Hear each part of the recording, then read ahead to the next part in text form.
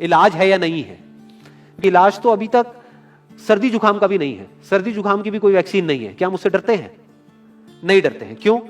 क्योंकि ज्यादा लोग नहीं मरते हैं। तो सबसे पहले डेथ रेट कैलकुलेट करते हैं कि एग्जैक्टली कितना है। कितने टेस्ट हुए? 40 लाख टेस्ट हुए, उसमें से 2 लाख लोगों को हुआ, तो नियर अबाउट एवरेज कितनी आई? 5% की। अगर यही हमने 4 करोड़ टेस्ट करे होते तो कितने डिटेक्ट हो गए होते अब तक? 20 लाख हो जाते। 40 करोड़ करे होते तो कितने हो जाते? 2 करोड़ हो जाते। टोटल अगर कर लिए होते हमने टेस्ट 130 करोड़ का, तो कितना नंबर निकल करके आ जाता? Near about 5 crore. इसका मतलब 5 करोड़ लोगों को या तो आज की डेट में है या हो चुका है। और एक और मजे की बात यह है कि कोरोना में ऐसा नहीं है कि जिसको भी होता है उन सबके सिम्टम्स आते हैं। 80% से ज्यादा जो केसेस होते हैं वो असिम्टोमेटिक होते हैं, उनमें कोई सिम्टम्स नहीं आते हैं। यानी अगर मुझे हो गया है और मैं ठीक भी हो गया हूं तो मुझे पता तक नहीं है। वो तब मुझे पता लगेगा अगर मैं अपने टेस्ट कराऊंगा जिसको एंटीबॉडी टेस्ट बोलते हैं, और मेरी बॉडी में एंटीबॉडीज मिलेंगी, तब मैं कह सकता हूं कि हाँ मेरे को था और वो ठीक हो गया है। तो अभी अगर हम बेसिक सी कैलकुलेशन करें तो 5 करोड़ निकल करके आ रहा है नंबर। उसमें से डेथ कितनी हुई है? 5,800। तो 5 करोड़ में से 5,800 डेथ हुई है। पहले तो इसको कैलकुलेशन को हमको ठीक करना है। डेथ को अंडर रिपोर्ट करने का कोई तरीका नहीं है, बल्कि ओवर रिपोर्ट किया जा सकता है। ओवर रिपोर्ट कैसे? फॉर एग्जांपल आपकी बॉडी में टेस्ट हुआ, आपकी बॉडी में मिला कोरोना वायरस, लेकिन आपके अंदर पहले ही बहुत सारी प्रॉब्लम्स चली रही थी, तब भी आपकी किसी ना किसी वजह से डेथ होने ही वाली थी।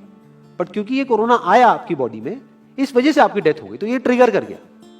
तो ये जो 5800 का नंबर है, ये इससे कम तो हो सकता है, इससे ज्यादा होने के चांसेस बहुत कम है। बट एक बार को हम मान लेते हैं कि इतना ही है नंबर, ना कम है ना ज्यादा है, तो कितनी परसेंटेज निकल करके आई? 5 करोड़ में से अगर 5800 डेथ्स हुई हैं तो क्या परसेंटेज निकल करके आई? Near about 0.01%। ये उससे बहुत कम है जितनी डेथ्स हमारे यहां पे होती हैं रोड एक्सीडेंट की वजह से। हर साल की अगर हम एक कैलकुलेशन देखें तो 1.5 लाख से ज्यादा डेथ हो जाती है इंडिया में रोड एक्सीडेंट्स की वजह से। हर 4 मिनट में एक डेथ होती है रोड एक्सीडेंट की वजह से। और अगर अभी आप देखोगे सड़कों पे एक बहुत ही फनी चीज नजर आ रही है। 2 व्हीलर पे जा रहे हैं, मास्क सबने लगाए हुए हैं, कभी भी नोट करना इस चीज को। हेलमेट नहीं पहने हुए, हेलमेट बहुत कम लोगों ने पहने हुए हैं। इससे हमको क्या समझ आ रहा है? क्या ये समझदारी है, बेवकूफी है?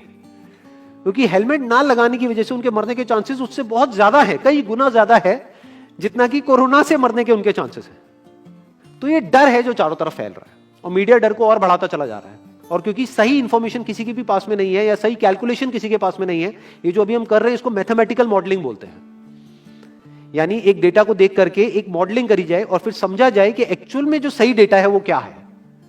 ये नहीं कि लिमिटेड डेटा के बेस पे हम कोई भी कंक्लूजन ड्रॉ कर लें और उसके बेस पे डरते रहें। तो अगर इसका डेथ रेट 0.01% है तो हम सब इतना डर क्यों रहे हैं? क्या कुछ और है जिससे हमको डरना चाहिए, जिससे हम नहीं डर रहे हैं, जिसके बारे में कोई बात नहीं कर रहा है, जो इससे लाख गुना ज्यादा भयानक है? मतलब कोरोना से लाख गुना ज्यादा खतरनाक कुछ है जिससे हम नहीं डर रहे हैं और इससे हम डर रहे हैं। वो क्या है जिससे हमको डरना चाहिए?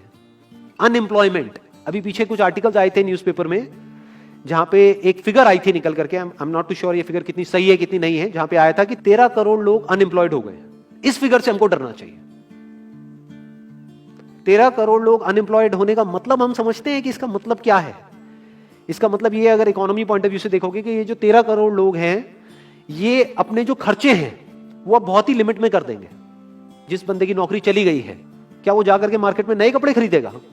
क्या अपने बच्चों के लिए खिलौने खरीदेगा? ट्रैवल एंड टूरिज्म तो भूल ही जाओ। ऐसी और हजारों इंडस्ट्रीज हैं जिनकी धज्जियां उड़ जाएंगी क्योंकि डिमांड कम हो जाएगी ओवरऑल इकोनॉमी के लेवल पे। जब डिमांड कम होगी तो क्या करना पड़ेगा इन ब्रांड्स को, इन कंपनीज को क्या करना पड़ेगा, इन मैन्युफैक्चरर्स को क्या करना पड़ेगा? अपनी सप्लाई को कम करना पड़ेगा। जितनी उन्होंने सप्लाई कम करी, अनएम्प्लॉयमेंट और बढ़ गया। कि आज जो नंबर 13 करोड़ है वो बढ़ करके कितना हो गया? 20 करोड़। यानी पूरा का पूरा लूप बन जाएगा। इस लूप को बोलते हैं रिसेशन, जो ग्लोबली ऑलरेडी रिसेशन आ चुका है। और अगर यही रिसेशन और डीप होता चला जाए तो उसको बोलते हैं डिप्रेशन, जहां से एक इकोनॉमी को बाहर आने में 5 से 10 साल लगते हैं। तो इकोनॉमी का पहले ही बुरा हाल था, प्लस इस कोरोना की वजह से और बुरा हाल हो गया है, प्लस जो रहा सहा हमारा जो अपना डर है वो सिचुएशन को और खराब करता चला जा रहा है। और इस डर को हर कोई बढ़ा रहा है, कोई भी कम करने का काम नहीं कर रहा है। एक्चुअल में अगर आप मेरे स्टैंड पॉइंट से देखोगे तो डरने की कोई जरूरत ही नहीं है, क्योंकि जो डेथ रेट है वो बहुत ही कम है। तो हम डर क्यों रहे हैं? सोचो। बस इसलिए कि डेथ नहीं होनी चाहिए। अगर यही हमारा ऑब्जेक्टिव है कि डेथ नहीं होनी चाहिए, मतलब हम कहते हैं कि किसी की डेथ नहीं होनी चाहिए, तो फिर तो लॉकडाउन परमानेंट हो जाना चाहिए, सड़कों पे निकलना ही नहीं चाहिए, क्योंकि सीधा सीधा 1.5 लाख डेथ बचेंगी। 1.5 लाख लोग जो हर साल एक्सीडेंट में मरते हैं, उनको हम बचा सकते हैं ना, उनकी लाइफ बच जाएगी। परमानेंट कर दो लॉकडाउन को। कैसा है आइडिया? ये बिल्कुल ऐसा है जैसे मैंने एक आदमी की एक कहानी सुनी थी, उसके घर में एक चूहा घुस गया, तो उस चूहे को उसने पकड़ने की बड़ी कोशिश करी, लेकिन वो चूहे को नहीं पकड़ पाया। तो एंड में उसने क्या किया, घर पे आग लगा दी, अपने घर में आग लगा दी। उसके बाद भी चूहा तो बच करके निकल गया, घर चला गया, घर जल गया। यही हालत है इसकी, कोरोना की।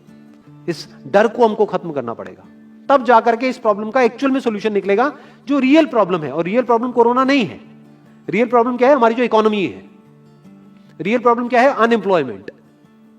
तो इस वीडियो के थ्रू मैं अपनी एक हम्बल रिकमेंडेशन देना चाहूंगा गवर्नमेंट ऑफ इंडिया को, या जो भी लोग एक पर्टिकुलर पोजीशन पे हैं उन लोगों को, कि हमको टेस्ट करने कम करने हैं, टेस्ट बढ़ाने नहीं है।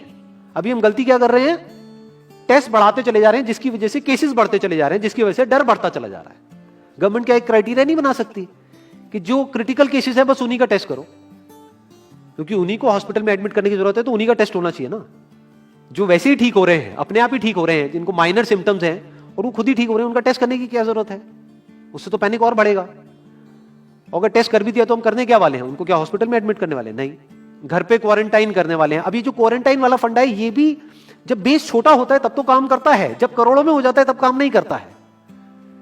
मैं अगर एग्जांपल से समझाने की कोशिश करूं, जो मेरी थॉट प्रोसेस है उसको इमेजिन करो। एक ऐसी सिचुएशन है कि हम एक घर में है और चारों तरफ से बाढ़ आई हुई है, और ये जो घर है हमारा वो ऐसा है, इसको इमेजिन करो, जहां पे हजारों दरवाजे हैं। तो हम क्या करें, इसमें से एक दरवाजे को पकड़ लें और उसी को पक्का करते चले जाएं। ये है क्वारंटीन, और बाकी के हजारों खुले पड़े हैं। एक को हम पक्का करते चले जा रहे हैं, क्योंकि यहां से पानी अंदर नहीं आना चाहिए। इंडिया की पॉपुलेशन क्या है? 130 करोड़। टेस्ट कितने हुए हैं अभी तक? 40 लाख। दिल्ली के कितने हो रहे हैं? 1 लाख। महीने के कितने हुए? 30 लाख। साल के कितने हुए? 3 करोड़ 60 लाख। तो यानी कि अगर हमको सबका टेस्ट करना है तो कितने साल लगेंगे? 36 साल। तो जब हमको दिख रहा है साफ साफ कि हम सबका टेस्ट कर ही नहीं सकते, तो हम टेस्ट क्यों बढ़ाते चले जा रहे हैं? या तो सबका टेस्ट करो और सब में से सबको देख करके सबको क्वारंटाइन कर दो। ये बिल्कुल ऐसा हुआ कि वो जो घर है जिसकी मैंने अभी बात करी, या तो उसको हर तरफ से सिक्योर करो कि अगर उसके 1000 दरवाजे हैं तो एक को बंद मत करो, सारे बंद कर दो। तब आप कह सकते हो कि यहां पानी अंदर नहीं आएगा, कि हमने 130 करोड़ लोगों का टेस्ट कर लिया है, उसमें से केसेस निकल गए हैं 6 करोड़, और 6 करोड़ को हमने क्वारंटीन कर दिया है। अब ये आगे नहीं फैलेगा, अब 6 करोड़ से 10 करोड़ पे नहीं जाएगा। बट हमने टेस्ट ही करे 40 लाख, जिसमें से केसेस आए 2 लाख। अगर इन 2 लाख को हमने क्वारंटीन कर भी दिया तो बाकी करोड़ों लोग तो बाहर घूम रहे हैं ना। तो उससे होगा क्या? तो अब हमको समझ जाना चाहिए कि इसको रोकने का कोई तरीका नहीं है। तो अब इसका प्रैक्टिकल सॉल्यूशन क्या है? गवर्नमेंट की तरफ से हमको सिर्फ ये इंफॉर्मेशन चाहिए कि भैया अभी कितने बेड्स ऑक्यूपाइड हैं आपके स्टेट में, और अभी कितने और आपने अरेंजमेंट कर रखा है, और कितने और कर सकते हो। अब वो बेड चाहे किसी हॉस्पिटल में हो चाहे किसी होटल में हो। और प्लस ये इंफॉर्मेशन क्यों नहीं जा रही लोगों के पास में कि इतना डरने की जरूरत नहीं है जितना आप डर रहे हो। हाँ ठीक है, प्रिकॉशंस लो, सेफ्टी मेजर्स लो, सोशल डिस्टेंसिंग को मेंटेन करो, लेकिन इतना डरने की जरूरत नहीं है जितना आप लोग डर गए हो, क्योंकि डेथ रेट कम है। ये इंफॉर्मेशन जानी चाहिए अब लोगों के पास में, वक्त आ चुका है। अगर ये नहीं गई तो प्रॉब्लम सॉल्व नहीं होने वाली इकोनॉमी के लेवल पे। कॉन्फिडेंस खत्म हो चुका है, रियलिटी को हमको पहले समझना होगा। अभी प्रॉब्लम क्या हो रही है? हम कह रहे हैं कि हाँ कंस्ट्रक्शन एक्टिविटीज अलाउड है। गवर्नमेंट को क्या लग रहा है? अलाउड बोल करके सारी प्रॉब्लम सॉल्व हो जाएगी। अलाउड तो हो गई, बट मेरे जो फ्रेंड्स हैं जो कंस्ट्रक्शन इंडस्ट्री में हैं, वो बता रहे हैं कि लेबर ही नहीं है, लेबर सारी अपने गांव चली गई है। तो अब कौन कंस्ट्रक्शन करेगा वहां पे? अब ये लेबर चली तो गई है, इसको वापस कैसे बुलाओगे? मीडिया में अगर रोज ये दिखेगा कि केसेस बढ़ रहे हैं, केसेस बढ़ रहे हैं, केसेस बढ़ रहे हैं, वापस आएंगे वो लोग? 1 से लाख नहीं आएंगे। तो उनको मीडिया में क्या दिखना चाहिए, न्यूज में क्या दिखना चाहिए? कि अब ये प्रॉब्लम सॉल्व हो रही है। तो लोगों के अंदर का डर निकलना चाहिए। यानी जो भी मैंने अभी तक कहा, अगर मैं उसको सम अप करूं तो वो क्या है प्रैक्टिकली, अगर पॉइंटर्स में सॉल्यूशन देखा जाए। नंबर 1 मोस्ट इंपॉर्टेंट, टेस्ट धीरे धीरे हमको कम करने हैं, बढ़ाने नहीं है। दिन के 1 लाख टेस्ट हो रहे हैं, मैं ये नहीं कह रहा कि एकदम से 10,000 कर दो, 1 लाख के 90,000 कर दो, एटलीस्ट बढ़ाओ मत। समझ गए? 1 लाख के 1.5 लाख टेस्ट मत करो दिन के, 2 लाख मत करो, क्योंकि तब भी 36 साल लगेंगे पूरा करने में। अगर आपने स्पीड डबल भी कर दी तब भी 18 साल लगेंगे। 18 साल तक तो पता नहीं ये बीमारी कहां होगी, किसी को याद तक नहीं होगा।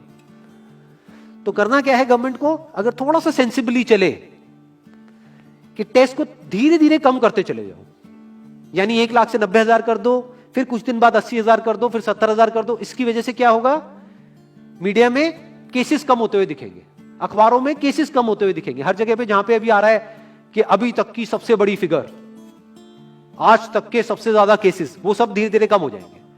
कम मीडिया में पैनिक फैलेगा, कम पैनिक फैलेगा लोगों में, धीरे धीरे लोग बाहर निकलना शुरू होंगे, जो अभी नीड ऑफ द आवर है।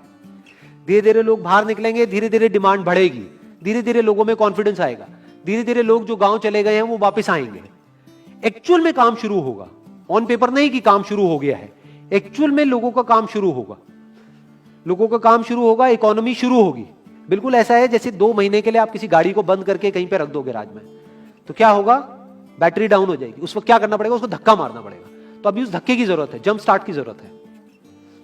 अब जो टाइम है वो डरने का नहीं है, इस डर को खत्म करने का है, क्योंकि कोरोना ने जितने लोगों को नहीं मारा, ये डर मारने वाला है असलियत में। तो अब इस डर को खत्म करने का टाइम आ गया है। अब हम सबको मिलकर के दिमाग ये लगाना है, ये नहीं कि डर को कैसे बढ़ाएं, बल्कि दिमाग ये लगाना है कि डर को कैसे कम करें या खत्म करें, और लोगों के कॉन्फिडेंस को कैसे वापस से लेकर के आए।